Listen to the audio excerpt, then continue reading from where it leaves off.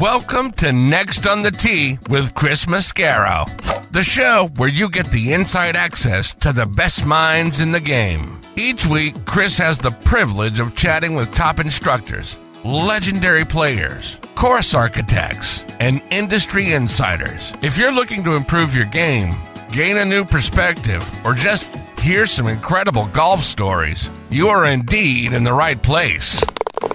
You see, Chris, let me tell you something, I haven't spoken to a press man in my life that is knowledgeable, seriously, as you are. Never. You do such a great job. It kind of makes me feel good all of a sudden. You do so much for the game. You're so kind to all of us that are out there in the game. You know, we need more people like you in the game of golf. Thank you for pressing play.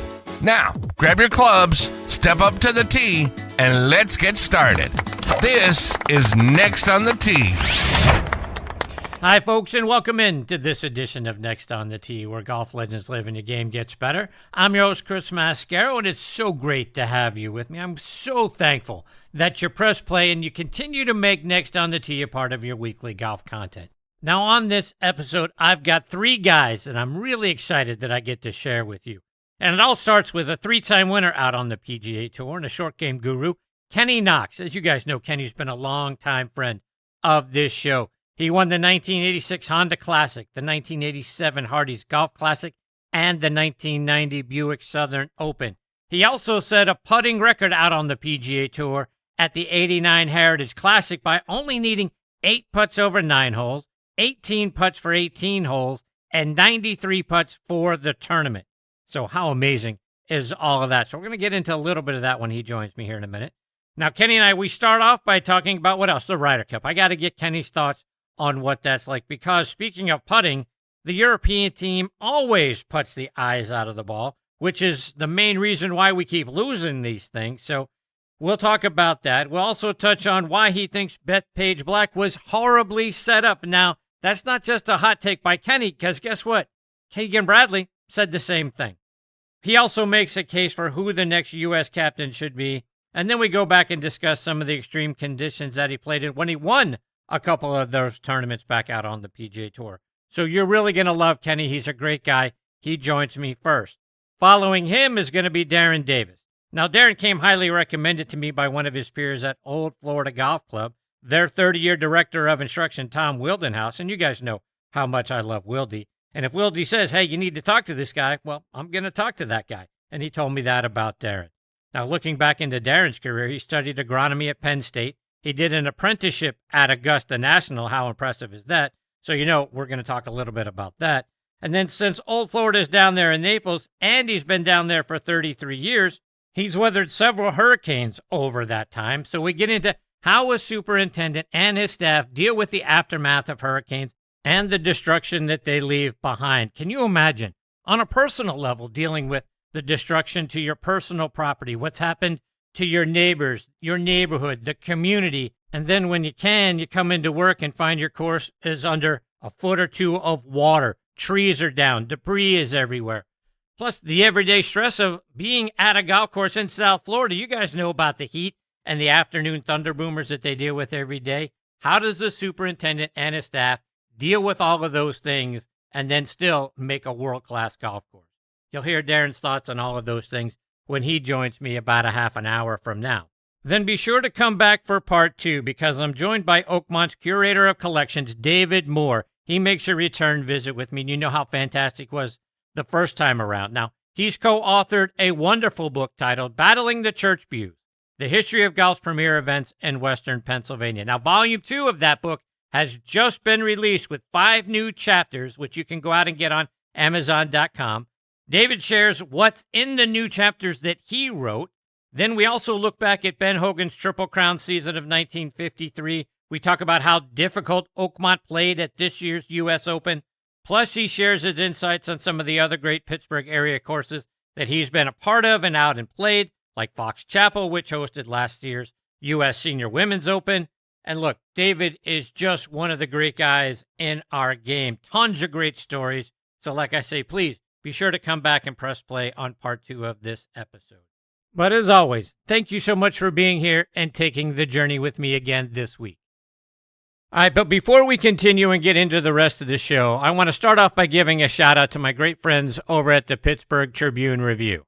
TribLive.com is the leading news website for Western Pennsylvania with news around the clock. Pittsburgh pro sports coverage, a high school sports network, a podcast network, which you can find next on the T on.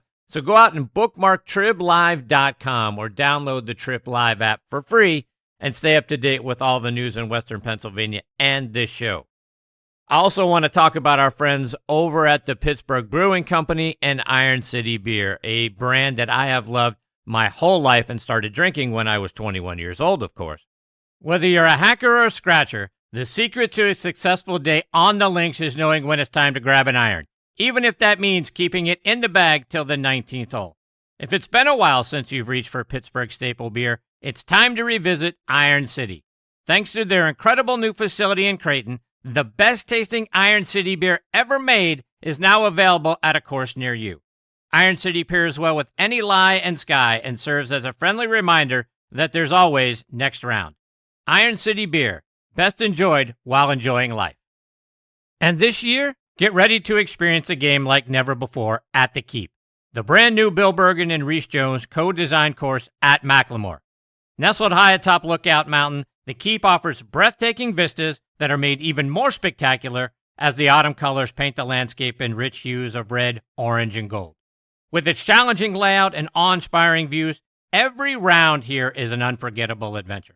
Whether you're taking on the signature holes or just soaking in the scenery, the Keep is where your best golf meets nature's finest backdrop. So grab your clubs and join us up at Macklemore. The Keep is open for preview play, and it's waiting for you. All right, now back in Next on the Tee with me is former PGA Tour pro and short game guru Kenny Knox. Kenny has been a wonderful friend of this show for over 11 years now. This is the 8th time that I've had the privilege of spending some time with him.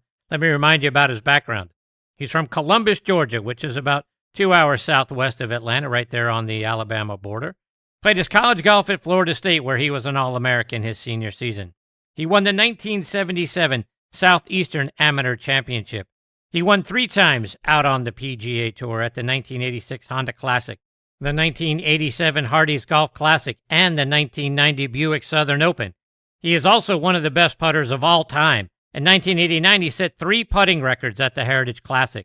He had 8 putts over 9 holes, 18 putts for 18 holes, and 93 putts over 72 holes. He is currently one of the top instructors and fitters in our game. You can find him now down in Ponte Vedra Beach, Florida.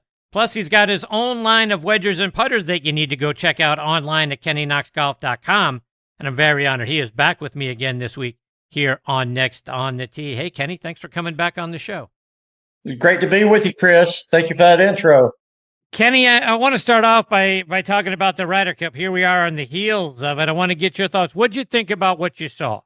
I was hoping you wouldn't ask me that. It was a tough first 2 days for sure, but I think there's a lot of things that contribute to that fact. And one is the golf course setup, I think. I think it was horribly set up for the Americans, which I think are better ball strikers. And also the greens. I know it rained on Thursday, but the greens stayed wet all week, and they were not as fast as they should have been, except they were in reverse when they were backing off the green.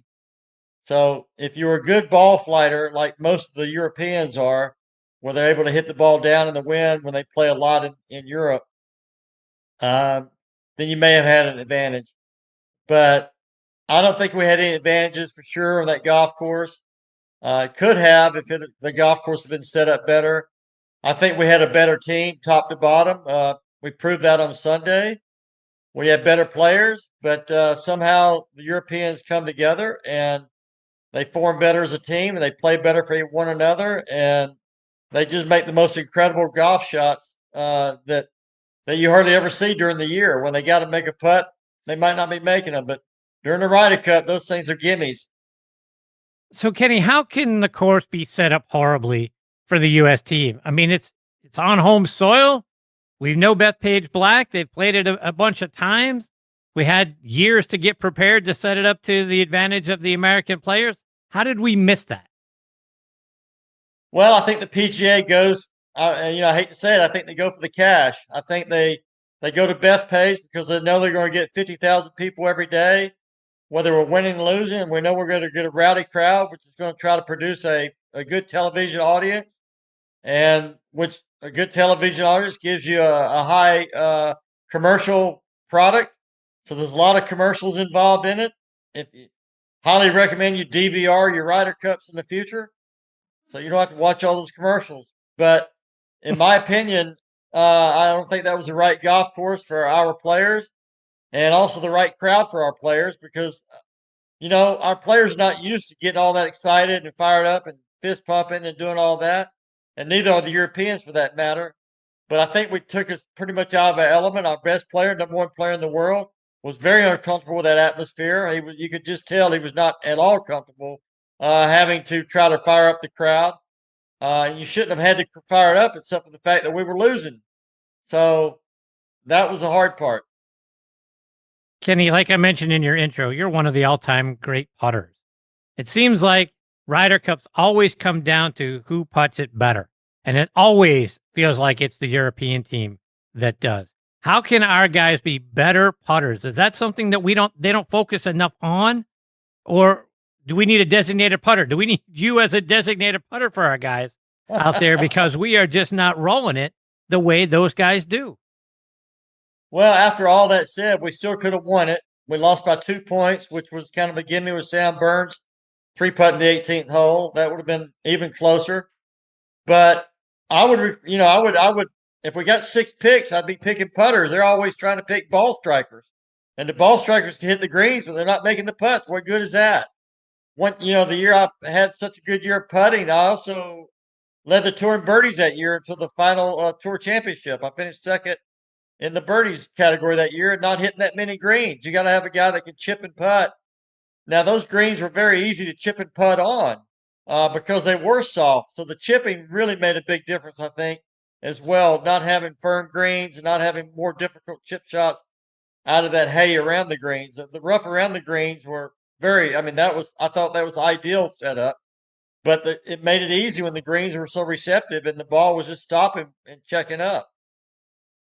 Kenny, to your point a moment ago, with all the data that we have now out there, it would seem like instead of looking at the point standings when it comes down to the captain's pick, that maybe they need to be looking at the guys that are leading the tour around the top of shots gained putting and shots gained around the green. Forget where they finished out. If they finished 7th, 8th, 9th in the points, go get yourself guys that are good in the short game. You better believe it. If you're going to get 6 picks, I'm kind of like Tom Watson, though. I think you should earn your way on the team. And a lot of these 6 picks, I don't know if Azinger started that or not, but I think he definitely made a big difference. I think he got 4 picks. But 6 picks, you got a guy. I want the guy that's playing hot. I want the guy that have earned their way, and then the 2 picks are the ones that are playing the hottest. I thought they should have played Ben Griffin more. He proved in the individual that he could win, and he also proved that he could make some putts. He missed very few putts. Yes, he's a rookie, but he didn't get many chances. They put him out there one morning, I think, or one afternoon, the first afternoon, and then they shut him down. And then he played the final match, and he made the putts he needed to make to win that match. So, yes, I think statistics would be a high on my category. It just depends on what you can do. If you got 6 picks, man, I'd be going with the guys that making all the birdies and the guys that know how to putt. Sam Burns, number 1 putter on tour. But he's uncomfortable on those greens because the other guys are making putts too. So it was just difficult. Kenny, who would you like to see be the captain next go around? Well, I think Brandon Chambly, had some good points as far as the next captain. You're never going to deny someone like Tiger Woods. I hope he's captain at some point. But if you look at Tiger Woods' record in the Ryder Cup, he was, I believe it was 11-23-3, or no, it was 13-21-3, I believe. So he didn't have a very good record. Obviously, Scotty Scheffler didn't have a good record at 2-6. But I'm going to look at a guy like Chambly said, Justin Leonard, who's won, 2 major championships and was one of the, he knew how to win tournaments. He knew how to win Ryder Cup matches, and he played a lot of matches. He's also proven that he's a great vice captain. He knows how to put a team together. He knows how to keep a team together. He pays attention to detail. I thought Keegan Bradley, I think that's the biggest mistake we made was picking Keegan Bradley early and then not giving him a chance to play his way on the team. He did play his way on the team, in my opinion, and he should have been on the team, and we would have won the Ryder Cup if he'd have been on the team, in my opinion, because he's a great ball striker, and he's got that passion, and he's from that area. He was a perfect pick to pick himself, but that was the hardest thing in the world to do is leave someone like Ben Griffin out who, was in the top 10 on the points list. So Justin Leonard, great pick, I think, for the next Ryder Cup captain. There's a few others that I think would fill the bill. And you have to look at your vice captains also. Has some really good vice captains in there. But I like the guys that have won the major championships. I like that theme. It used to be if you won the PGA, you were almost an automatic Ryder Cup captain pick. But now Fred Couples was another guy that, won a couple Masters. He knows how to win. He's in the Hall of Fame. He knows how to win. He knows how to win team championships. He was one of the all-time great, America against the world, the President's Cup. I mean, he was a great captain in that. And he never got to be the captain of the Ryder Cup. And it's obviously too late for Larry Nelson to get to be a Ryder Cup captain. But, those guys were all great picks. I think Keegan Bradley was a great pick. I think he admits he made a mistake on the course setup. But other than that, I thought he was a great pick as well. But the only problem is he should have been playing the tournament. Kenny, I want to look back at your playing career, and you were always known for your tenacity to get out on tour because you went to Q school in 1978. You battled your way through it a number of times, got through it finally in 1981. Talk about your focus, your desire, and your tenacity to get through Q school and make your way out on tour. Well, it took me 3.5 years to get out onto the tour, but that's not three tour schools. That was 7 tour schools. We used to play every 6 months. We played tour school back then, and there were very limited spots as well. So on my 7th try, I made it, went out, played miserably. I think I made $7,000 the first year on tour. Lost my tour status. Played the TPS tour. Didn't have my had the Monday qualifying that tour. Ended up finishing 7th on the money list on the TPS tour. So gained the confidence that I needed to get back on the tour. Got through tour school, and played a little bit better, but not good enough. In 85, I think I made like $17,000. And and then it came around where I had to keep making it through tour school. I missed it 1 year, so I sat out another year. And then 1986 came around, and I was in the 150 on the money list the previous year, 1985, but not good enough to have many starts. My sponsors dropped me. And so I did not play anything on the West Coast. Waited for the tour to come back to Florida. Went down to the Honda Classic. Monday qualified and led the tournament the first 2 rounds with 66-71. The wins came on Saturday. I shot a smooth 80, 38-42, and fell from first place to 4th place because of the weather. The weather was so horrendous that day. The average score was 79.2.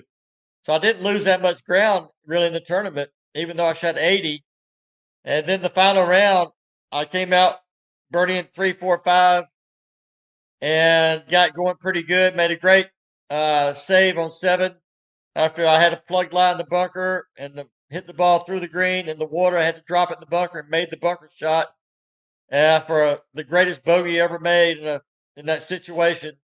And then went on to win the golf tournament with 1 shot after 3-putt the 18th hole when my knees were knocking. So won the tournament and had 6 good years on the PGA Tour, 24th on the money list that year, and never finished out of the top 75 for 6 years. And then had something I couldn't overcome when I hurt my back, Chris, in 1992.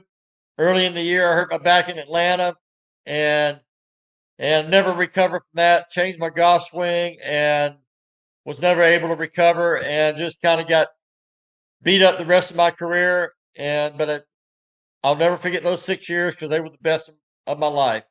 All right, so there's a lot to unpack there, Kenny. I want to go back to the Q school experience for a minute because I've talked to several of your peers, and they've talked about how the pressure to get through Q school was greater than any pressure they faced, regardless of coming down the stretch in a PGA Tour event or playing in a major. Was it that way for you? Was the pressure so great to try to get through all of that?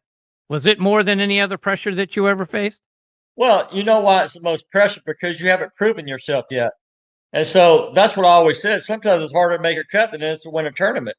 Because when you're winning a tournament, you're playing your best golf. When you're trying to make a cut, you're trying to figure things out. Now, in tour school, you better have your game together.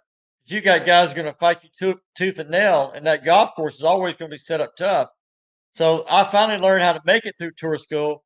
But I'll tell you one quick story. I had my wife on the bag out in Palm Springs, and the wind was blowing horribly out there. I had it made pretty easily. I four putted my 17th hole, the final round, and went to 18, and the pin was tucked front right, and hit a perfect drive. Had 9-iron in there and hit the most beautiful shot. And the wind hit it, and it ball went right in the water, right on line with the pin. And so on the way from my second shot to the drop area, my wife was crying the whole way, pouring down. And now you're talking about pressure, Chris. And I was playing with Skeeter Heath, and I got the ball up and down, made an 8-footer for a 5 on the hole, and got my tour card. But that's what you want to call. He said that's the greatest bogey you've ever seen in his life, with my wife crying on the bag. And Kenny, one other thing on the 86 Honda Classic, because you became the first player ever to win a tournament from being a Monday qualifier, and you were also the first player ever to shoot an 80 during a tournament round and still win. To me, those are two huge accomplishments for the time and even at this time. Yeah, we used to have Monday qualifying. When I first came out on tour, we had Monday. We'd have 100 guys out there Monday qualifying that had their tour cards, but they didn't finish in the top 60 in the previous tournament. So they didn't make the cut in the previous tournament. So we had a lot of PGA guys, a lot of great teachers, Jim McLean, a lot of really, really good players that went on to be great teachers and things like that. So we had really a tough road to hoe in the Monday qualifiers. So Jeff Mitchell actually won a tournament, the Phoenix Open, out of a Monday qualifier before the all-exempt tour of the top 125 on the money list. But I was the first guy to do it in the all-exempt tour, and I was not on the tour at that time. So I came off the mini tours, Monday qualified, and won the golf tournament.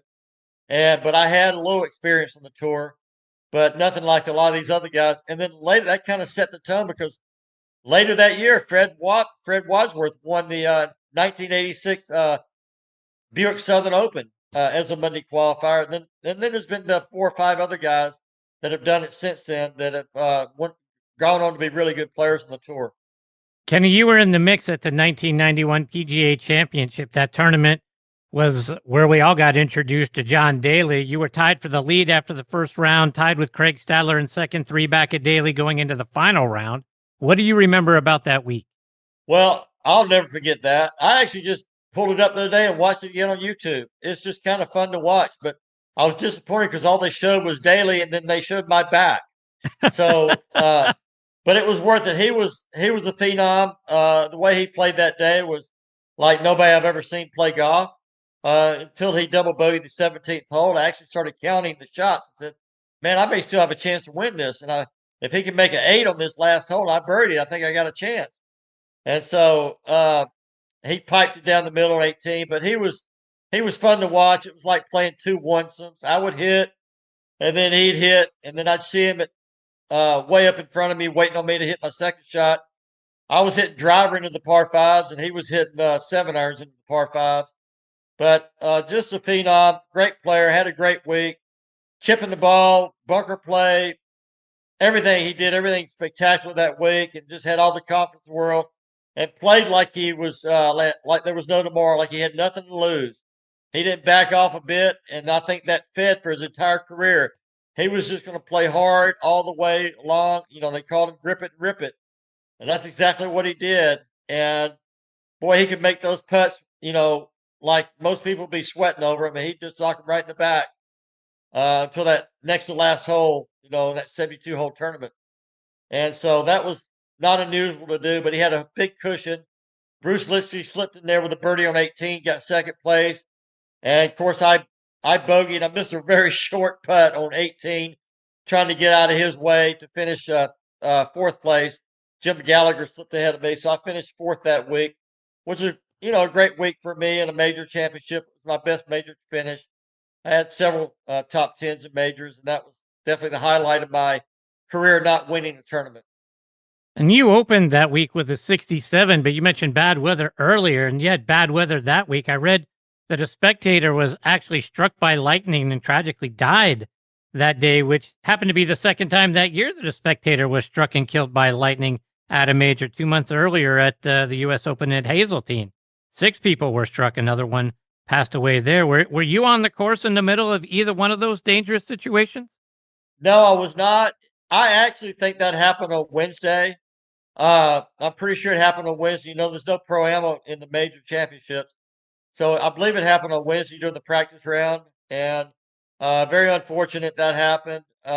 We did have bad weather, but the weather wasn't horrible. I came out with 67. I remember I made a 4-iron on a par 4 on the backside, like number 12, I think.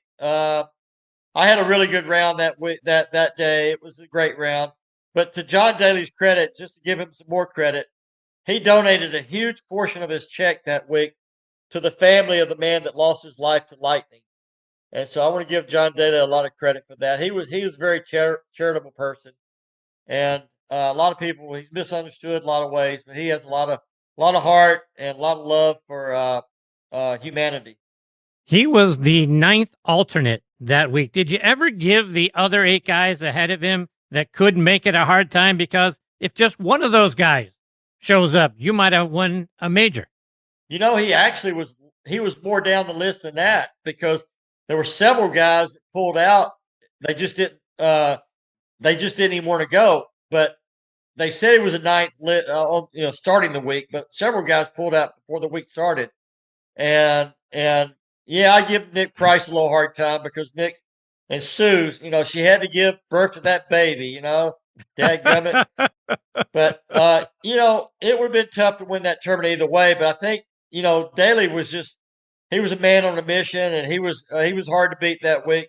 I was used to going up, head to head with the best players in the world, but this guy was new and fresh, and he had a fire about him, and he was on fire, especially on that Sunday.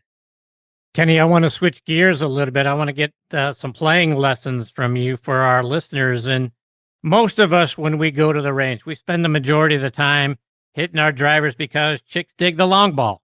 But like we talked about with the Ryder Cup, a lot of times the thing that's going to make the difference for us when we're trying to potentially break a milestone score, break 100, break 90, break 80, whatever it is, the majority of the game is played from 100 yards in.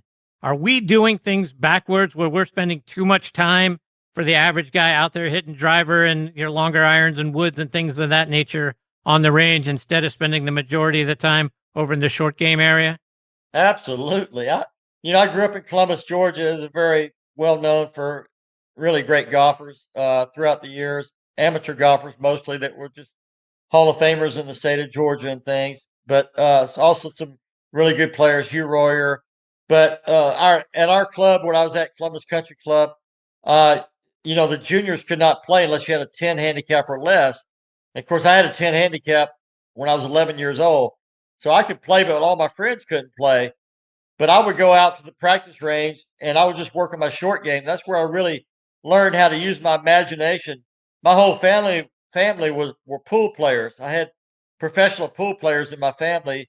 And so we learned how to use our imagination shooting pool. And so I took that experience to the golf course, and I would learn how to hit chip shots. And I attribute a lot of my short game prowess also to the golf course that I grew up on, because the greens were almost like push-up greens, a really old Tillinghast golf course. So if you hit over the green, you couldn't just fly, and they were very small. You couldn't just flop a sandwich on the green and hope it would hold the green, because they were sloped from back to front. So you'd have to bump that ball into the hill And I got really good at using my 7-iron and different clubs, bumping into the mounds and getting up on the green and letting the ball trickle out to the hole. So I learned a lot that way. But you can't do that if you're hitting your driver all day on the range, right? Right. So also, the putting clock, man, we'd have 30 kids out there because of the golf course I grew up at. We'd have 30 kids out there on Saturday mornings, and it was so much fun. In the summertime, we had them out there every day. And so we'd have little golf tournaments, but we all be on the putting clock before the tee times, and then we go out with a barefoot in the dew, and play 18 holes, get in, then we'd have another putting tournament. Everybody collect their quarters. Of course, I made a few more than most of them, but it was a lot of fun. It was a great way to learn how to play golf, but it was primarily learning how to putt and chip, get the ball up and down for par. And when I look at my career, and I led the tour that year in 1991 in birdies, well, guess what? I was probably about 120th, 125th in greens and regulation that year. And then people said, well, how in the world did you have so few putts? I said, because I was a great chipper. And I would just always go at the flag. I didn't care what the flag was. I would always go at the flag because I knew I could get the ball up and down. So I didn't hit that many greens, but I could definitely get the ball up and down. And I made a lot of birdies, Chris. Kenny, on your website, KennyKnoxGolf.com, you mentioned that 85% of golfers can't aim their putter right and 90% can't get the ball to roll soon enough. Talk about what you mean by that and how we can get better at it. Well, that's one thing I do with my putting company is I really specialize in fitting, and it's all about aiming. You see less and less putters in the pro shops nowadays because everybody's getting fit for their putters. So you go to these Dick's or you go to the PGA Tour store, you go to these different fitting outlets, and you get fit for your putters, and that's what I recommend you do. But what I was doing and what I was trying to specialize in was aim. Chris, there's only 3 things in putting you really have to think about. And what's the most important? It's alignment. You have to learn how to line up to the ball correctly, line up to your intended target correctly. If you can do that, then if you have good mechanics, which is the second thing, so alignment, mechanics, and then the third thing is trust. So if you got really good alignment, you're going to start trusting that you're going to make the putt. And then if you got really good alignment and you got really good mechanics, then you're going to believe you're going to make the putt. And whether it's a 36 handicapper that I'm giving a lesson to, or 10 handicapper, or a tour player, the first question I always ask is, are you trying to make that putt? And everybody looks at me like I have 2 heads and say, of course I'm trying to make the putt. I said, well, that's where you're going wrong. Never try to make a putt. Believe you're going to make every putt. Learn how to line up. Learn good mechanics, good sound fundamentals, good mechanics. Learn how to rock your shoulders, use your arms, hands, putter head as one unit, and believe you're going to make the putt. If you do that, you hardly ever have to worry about your speed or anything because you don't ever want to have to make compensations in your stroke. And that's what you do. When's the last time you went to brush your teeth? You had to think about it. You don't. In putting, if you practice enough, you don't have to think about it. Learn how to line up and don't think about it. Just trust your mechanics. Kenny, I know you and Mr. Nicklaus are very good friends, and that's one of the things that he's always talked about, right? He never missed a putt in his mind, the whole belief trust thing. Yes, that is absolutely true. He was standing on the putt until he knew he was going to make it. And that's the mental side of the game. That's what he and Tiger Woods, and I believe Scotty Scheffler's there too. That's what they have that the many other players that came before them and after them, they're not in that league. But I believe Scotty's on this way. I believe he's certainly built the right foundation to have that mental capacity that he can block things out. I mean, if Scotty could putt like Tiger and Jack, he would win every tournament. Right. Kenny, one more before I let you go. And as you talk about putters, there are so many different varieties of putters available out on the market now, different heads and shafts and bends and all that sort of thing. How do we go about learning and understanding what the makeup is of the best putter for us? Well, you can go to my website and learn because what you're going to learn is the hosel configuration makes a difference on how you line up. You may have it, and Jack Nicklaus is one of the few people that I tested for alignment, and no matter what hosel configuration I put in his hand, he lined it up perfect. So that tells you exactly why he was such a good putter, right? And so, but only 5% probably line it up perfect no matter what the hosel configuration is. So you need to learn how to line the putter up. That's the biggest thing. But we have basically a straight in shaft, you have an offset shaft, you have a plumber's neck, and you have a double bend shaft. So those are basically your 4 different hosel configurations. And depending on whether they go in the heel of the head or the middle of the putter head, determines whether they're face balanced or a toe down or 3/4. So that makes a big, because if your putter's toe down, you're going to have toe drag through the ball. So you have to be releasing your hands properly and timing the putter correctly, so it would square up an impact to get the ball started on the appropriate line. Whereas these face balance putters and these new lab putters are designed to keep the face from moving around at all. So you have to have more of a square to square type stroke where the putter face stays square back and square at impact and square through the impact hitting zone. So you're not really manipulating the putter at all. But I like to teach more of a rotational type on the arc type putting stroke, because I believe the putter should go back and open up about 1 degree every inch. If you have a 6-inch back, then your putter face is going to be 6 inches open. And then as you come through the ball, your putter face squares up to 0 at impact, and then it releases 1 degree every inch. So on that putting arc is a great way to learn how to stroke the putt. Now, if you want to use a lab putter, you can't putt on that putting arc. It doesn't help you. You need to be on a board, a straight board, to teach you how to go straight back and straight through and keep that putter face square. But you don't have to manipulate with that lab putter. And that's why all the tour players are going to that putter, because they're learning that they could just have they can use their shoulders, but they're not using an arc on their stroke. They're having a straight back and straight through stroke. So they just learn that. That's why they use that line on that ball too. They line that ball up in their intended target, and then all they have to do is go straight back and straight through. And that putter does it. It doesn't vary at impact. It just stays square at impact. Kenny, before I let you go, you've got so much great content out on your website. Remind our listeners all the things you have available there, all the great videos that you also have available, and how they can follow you both there and on social media. Yes, thank you. Well, obviously, you can go to the putter store and buy putters and wedges. They're my record series putters primarily, my 8 putts for 9 holes, my 18 putts for 18 holes, and 93 putts for 72 holes. And then I have some mallets that are the heel shafted and center shafted that you can look at as well, that are carbon steel heads. And then my wedges are very nice wedges that have the A grind on them, which is pretty popular these days. But that's what you want to look at. But also, if you want to learn how to putt, go to my videos, watch my videos on how to putt. And if you go to the bottom of the home page, you'll see that I line up if you scroll on my picture, you'll see a railroad track and you'll see the putting arc robot. And so when you do that, then you'll know that you're supposed to line your feet up square to your intended target, your feet, hips, and shoulders, and the putter face square to your target. And then if you want to see the putting arc robot, you'll see the arc your putter should go back on the arc, back and through. And so those are my 2 main suggestions on how to learn how to putt. But on the videos, you can learn short game. You can learn every short wedge shot and also bunker shots as well, and obviously putting.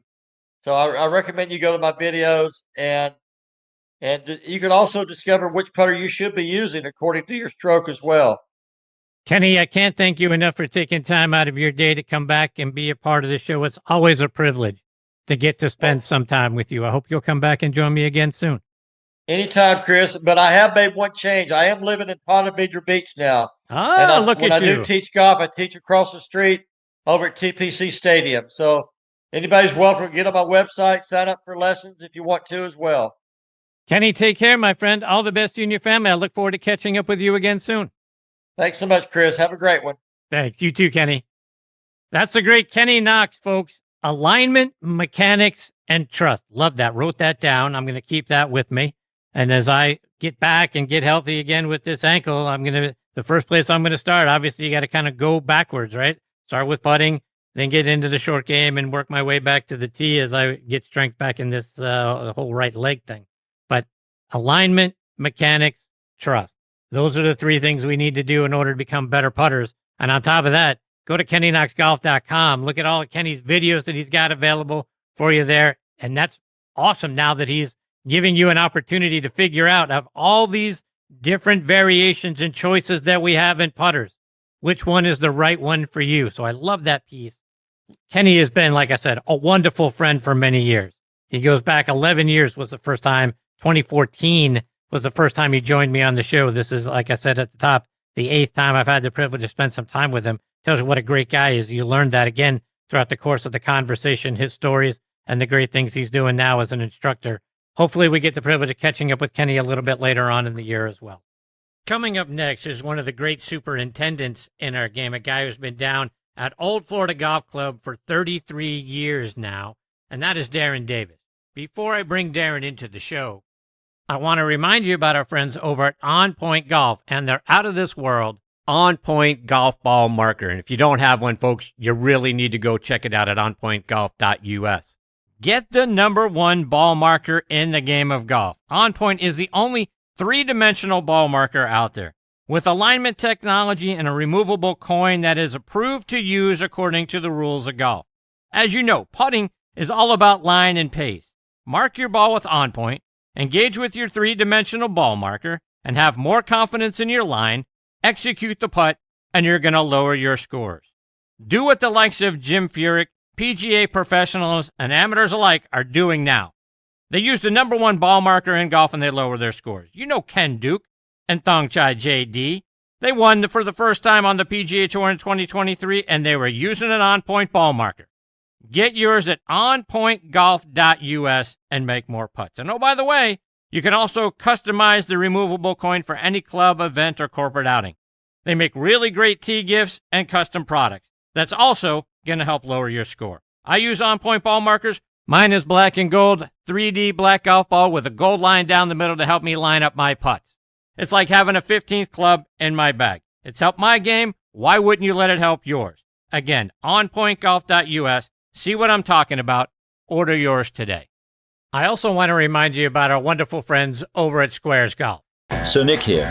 What if there was a golf shoe embraced by hundreds of thousands of golfers, celebrated for its stability, comfort and distance? What if this shoe earned the title of most technologically advanced golf shoe by Sports Illustrated? And what if the company behind that shoe spent the last year perfecting a brand new category of golf footwear? Well, the what if is here. Introducing the all-new Pro S2 LT by Squares, a new class all of its own, the perfect blend of lightweight comfort and stable performance. You'll notice the difference. Change your shoes, change your game. Squares.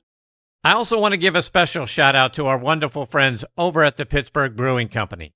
Their pumpkin ale is back, folks. It's the #1 selling pumpkin beer in Western Pennsylvania, and incredibly popular everywhere their beer is sold. Why? Because it's everything you love about beer, disguised as everything you love about homemade pumpkin pie. Go online to pittsburghbrewing.com to check that one out. Plus, their other great beers, including the Blockhouse Blueberry Wheat, along with my family's favorites, Iron City and Icy Light, of course. Check all of that out and everything else they've got going on this fall by going online to pittsburghbrewing.com. Now making his next On the Tee debut with me is Old Florida Golf Club Superintendent Darren Davis. Darren has been at Old Florida for 33 years this month. Prior to that, he was the assistant superintendent at the Loxahatchee Club. He also did an apprenticeship at Augusta National, which we'll talk about here in a minute. Going back to his college days, he earned his Bachelor of Arts degree at Florida Gulf Coast University, and then his certification in turfgrass management and agronomy at Penn State. He came highly recommended by a wonderful friend of this show and one of his peers there at Old Florida, Tom Wildenhouse, and I'm honored to have him with me this week here on Next on the Tee. Hey, Darren, thanks for coming on the show. Chris, thank you so much for having me. It's an honor and a privilege. You've had some icons in this industry, so I feel very honored to be asked to be a part of your show. Thank you. Thank you. So speaking of icons, you got a couple relationships here that with two of them on the show. First, I want to start with Kenny Knox. You were telling me prior to the show that you were actually up in North Florida not that long ago and saw Kenny out on the golf course. I did. One of my favorite courses, I have many in Tallahassee, but Seminole Legacy was recently redone by Jack Nicklaus. And it's just phenomenal. That's the course I grew up playing back when it was, I think, $6 a round. That included the cart and the hot dog at the turn. And you played more on hard pan clay than you did grass. But now Superintendent Heath Booker was taking me around, and Kenny was finishing his round on the golf course. So I got to see him, and obviously I know him well from his days of playing, and it was a privilege to see him. And you and Tom Wildenhouse have been working together for a long time there at Old Florida, and Wildy's a wonderful friend of this show and just a great human being. Talk about your relationship with him and getting to work together there. Yeah, it's been great. I started September 2nd, 1992, and Tom was just shortly behind me. So we've had a lot of time together. It's truly been a privilege. He bleeds PGA, and I certainly bleed GCSAA. So that love of our professional associations, that love of everything we do, and trying to give back to the profession that has done so much for Tom and I, certainly unites us.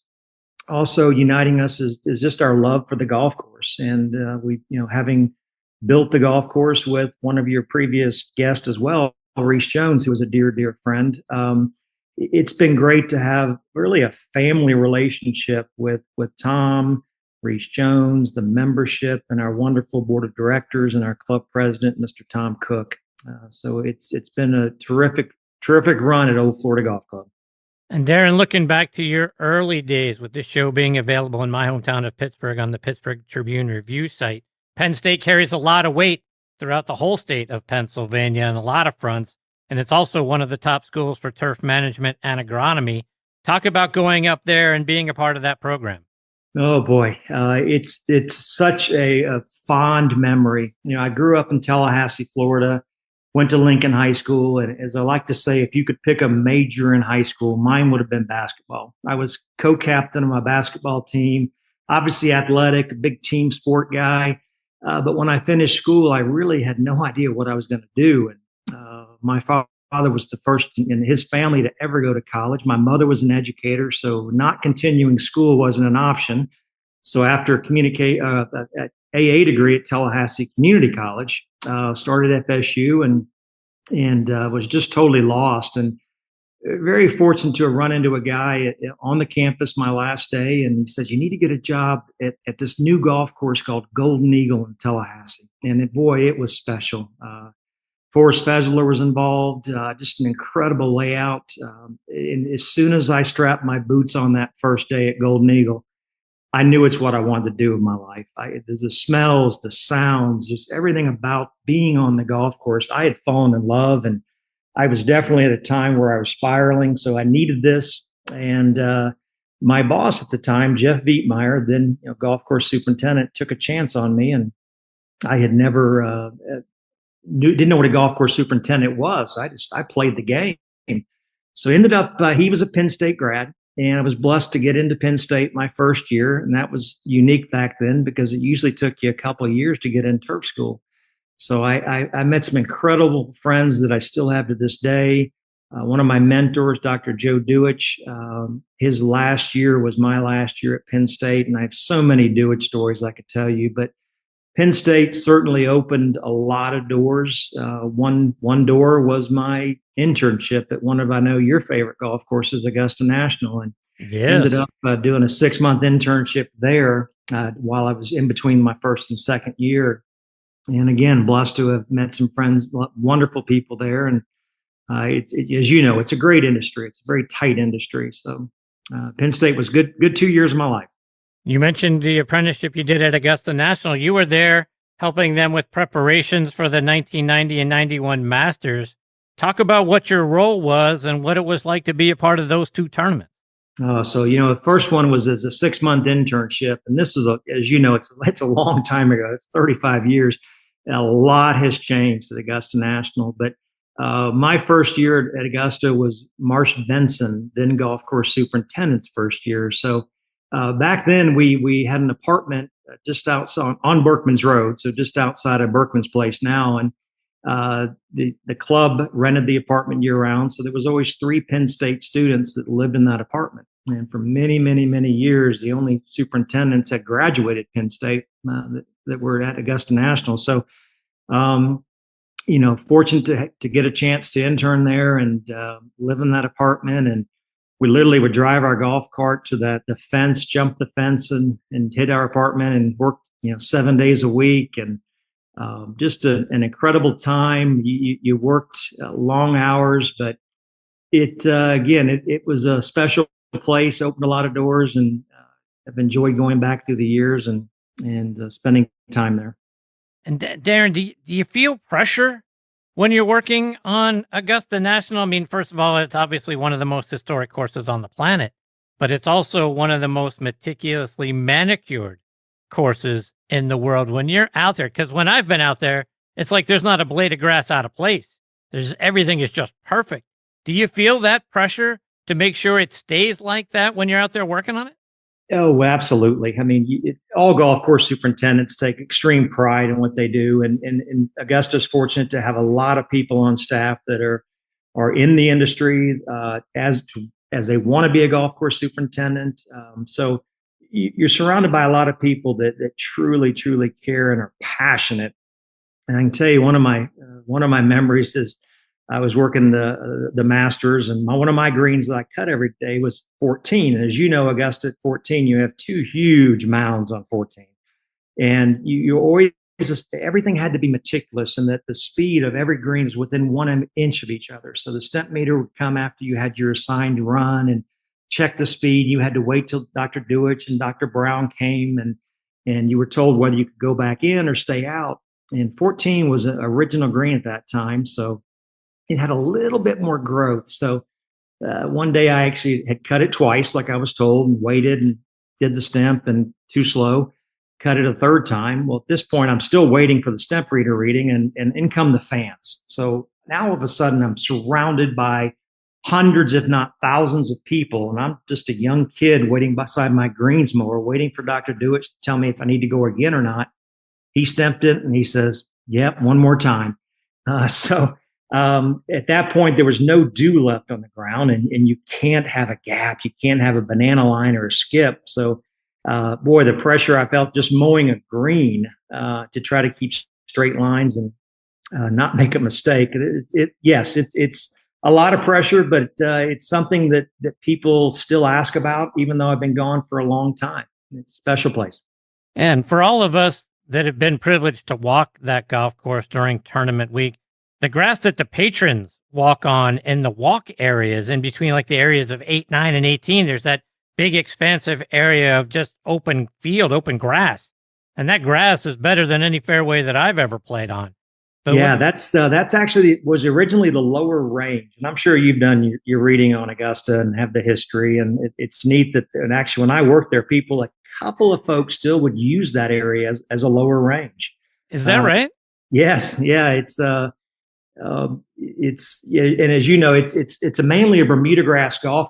It is a Bermuda grass golf course that's overseeded just prior to the Masters. So no matter what's underground, that overseed just not a blade out of place, as you said.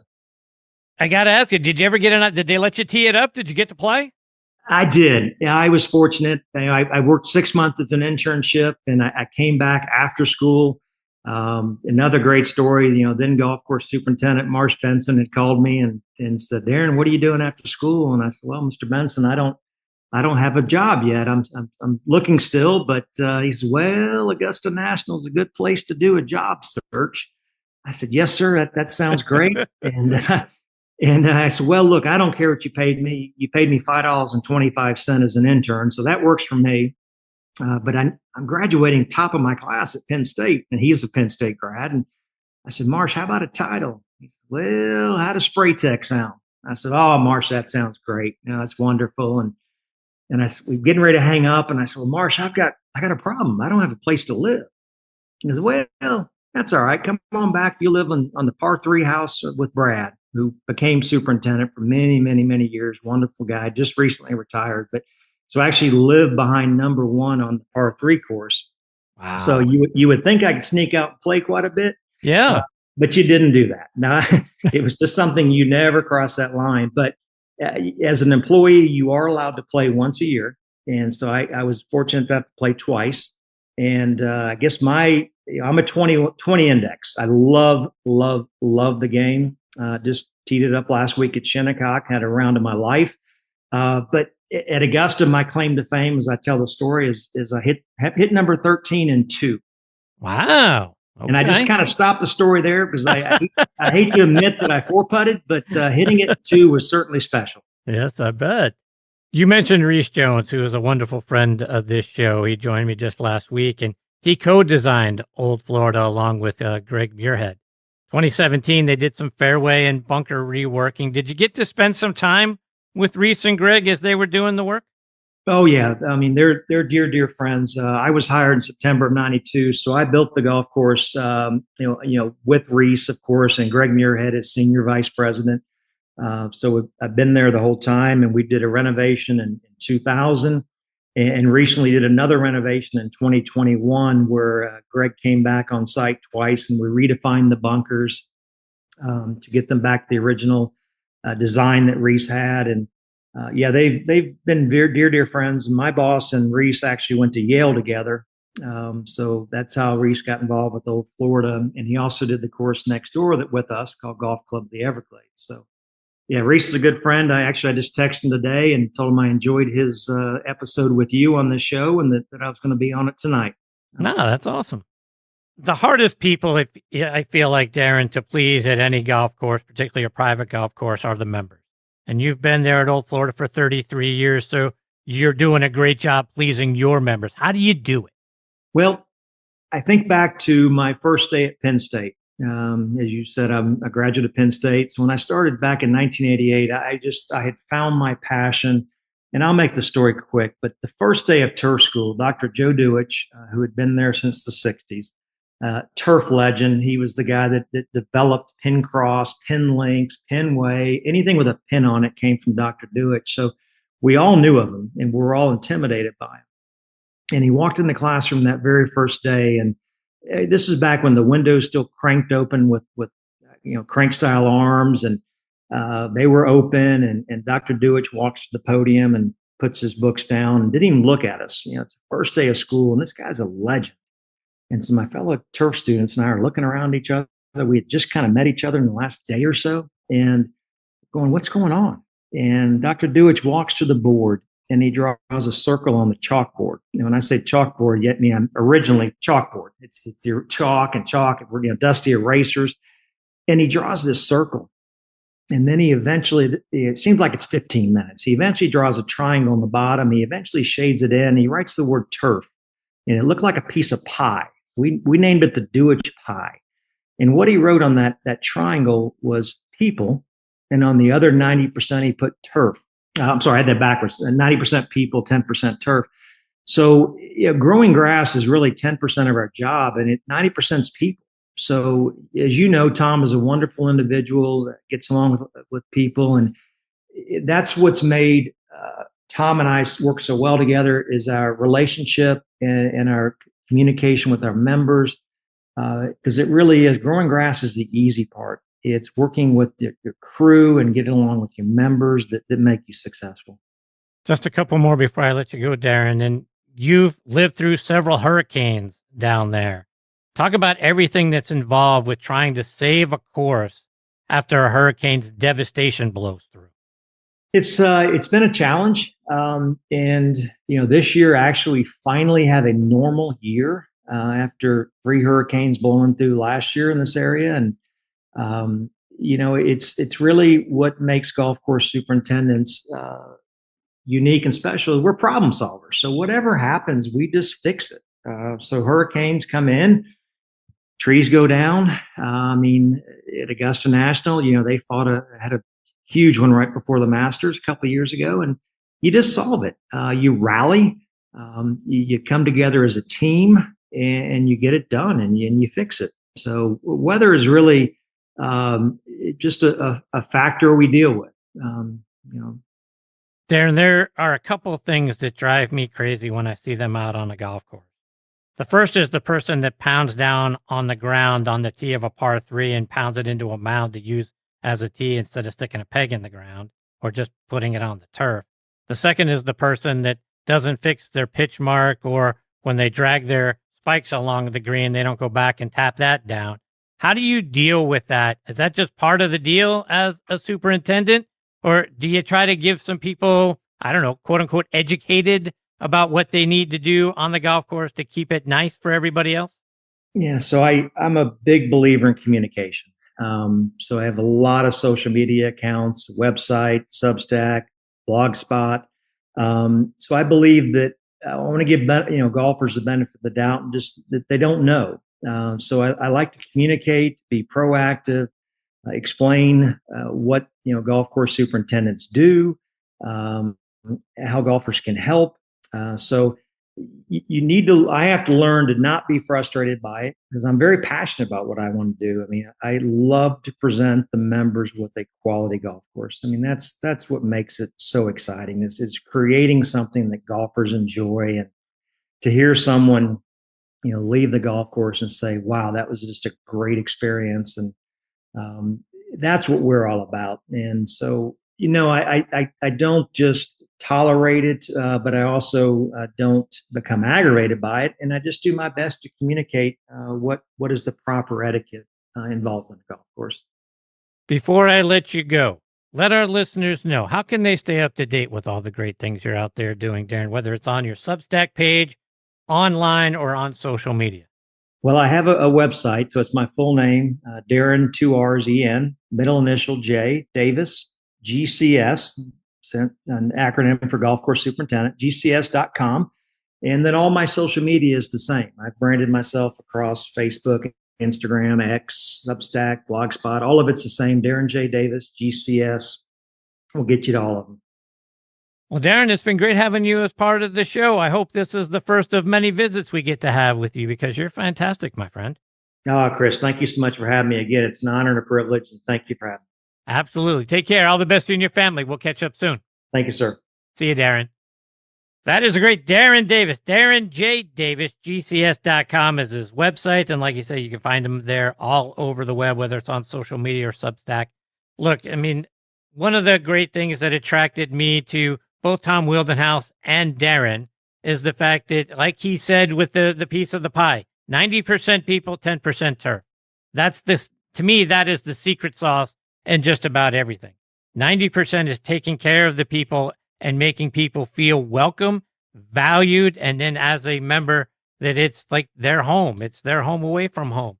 And I think both Darren and Tom do an outstanding job of that. They've been there 30 plus years. You don't stay in one place for that long without being great and great with the people. That's what gets you through life. That's what gets you to where you want to go in life. And they're both outstanding at what they do. And look, a guy that went to Penn State, first of all, as a guy from Pittsburgh, I have a great deal of affinity for everything Penn State. A guy who did his apprenticeship at Augusta National. You guys know that's my favorite place on the planet, where I want my wife to throw some ashes one day when I'm no longer here. And then to hear what he's doing down there and how he is taking Old Florida, which is one of the great courses in the entire state of Florida, and making it that way and keeping it that way and keeping it at the top of its game while he is at the top of his game. Doesn't get any better than that. So hopefully we get this privilege again with Darren. I thought he was fantastic making his next on the tee debut.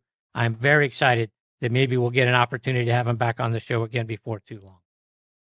All right, my friends, it is time for me to put a bow on part one of this week's show. My sincere thanks again to Kenny Knox and Darren Davis for joining me. I hope you enjoyed those two segments as much as I did. Those guys are just fantastic. Kenny, like I said at the top, longtime friend of the show. Great to have Darren on for the first time. And like I said, I hope it's the first of many visits we get to spend with him. Now be sure to come back and press play on part two of this week's show featuring David Moore, like I said at the top. Now, as you guys know, David's fantastic, curator of collections at Oakmont Country Club, where we revisit the U.S. Open and how difficult Oakmont played.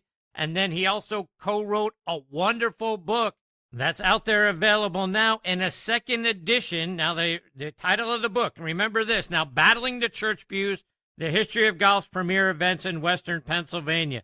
Looks at a lot of the U.S. Opens that were played out there at Oakmont. David has written a couple of the 5 new chapters that are available. So you're going to want to get the second edition of the book. Amazon.com is where you're going to go get it. Here is where you're going to hear the stories from that book and from this year's U.S. Open. So be sure to check out David Moore in part 2 of this week's episode. Folks, I can't thank you enough, as I always say, for making Next on the Tee a part of your weekly golf content, for being here, part of Next on the Tee Nation, and for all of your wonderful support week in and week out. You guys are the greatest supporters in the history of podcasts, bar none. Until next time, hit 'em straight, my friends. Thanks for joining Chris again this week on Next on the Tee. We hope you enjoyed the conversations as much as we did. Please share the show with your golf buddies and be sure to follow it on Trib Live or your favorite podcast app so you never miss an episode. Thanks for pressing play and being part of the journey. We'll see you next week, right here, where the best minds in golf share their stories.